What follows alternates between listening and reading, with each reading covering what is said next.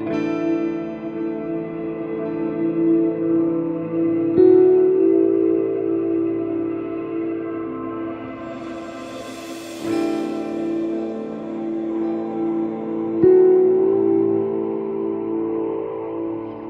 strategy game is like no other strategy game that's come before in the last sort of 10 or 15 years.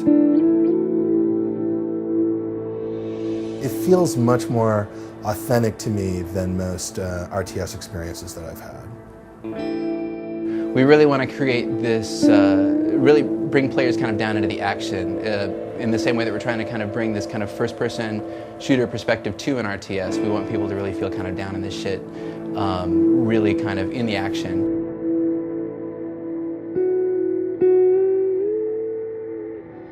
I mean, if you look at the cutscenes or the intro sequences of RTS games,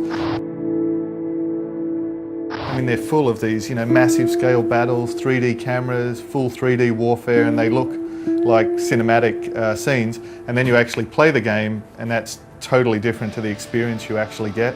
So what we're doing is we're actually creating a game that puts you in the middle of this full-scale, massive battles, and also that it puts you in the role of a general, so you can completely control those battles. So both from the gameplay and from the camera perspective and the immersion, it's a game that wouldn't even have been possible on previous generations of hardware or previous designs. On a battlefield, a general, it's an incredibly challenging, fast-paced environment, but he's not going, I want to build that factory there, I want to put this farm here, I want to manufacture this tank, I want to add this piece of equipment in real time. So we're keeping what happens on the battlefield very realistic. Each platoon of soldiers, the sergeant in that soldier has a name. They have their own individual voice, so when you're hearing the guys talk in the battle, when they're feeding back to you, it's not like every RTS in the past where every tank's had the same voice. Each one of your tank units has got his own name, his own commander, his own voice, and it's quite powerful because with the voice command you are talking to these guys, they're responding back, so there's this big attachment. They're upgrading, so you're getting a gameplay reward for keeping them alive because they're getting tougher and fighting better. But when they do die in the persistent campaign, that's it, they're dead. But yeah, I think that's really going to be a new emotional sort of experience or attachment, because one of the things with strategy games that they've never had is that real connection to your soldiers on the battlefield that we think we're really going to be a strong part of this game. One of the sort of feedbacks that we've had, one of our intentions from the game is that it is this strategy at the speed of thought. And what we mean by that is that the gameplay is dictated by the decisions that you make, not by the controls. But there's a couple of really important features that allow us to do that. One is the voice command. So, I mean, thinking something and saying it is, of course, really natural. And there's two things with that. One, it's super intuitive as how to play.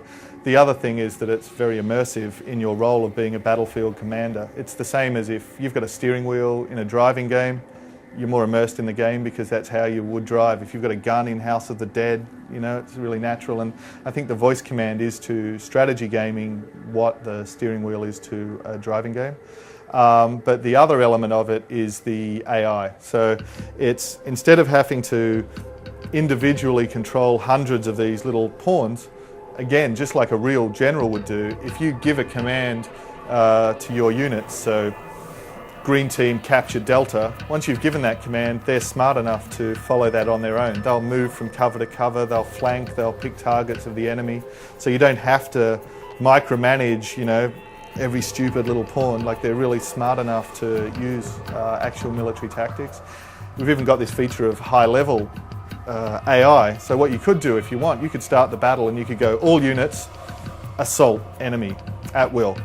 And then all of your entire army will be under AI control, and they'll go out there and they'll fight a good fight under, the AI control. And if you wanted, you could sit back and watch at that point, or you could play like you do in a sports game. You could go down and directly control one group of guys, so you could play the whole battle just focusing on one special forces team, going and sniping enemies or whatever. So it's just completely under your control how much you want to focus on overall orders or how much you want to focus on one individual team of soldiers.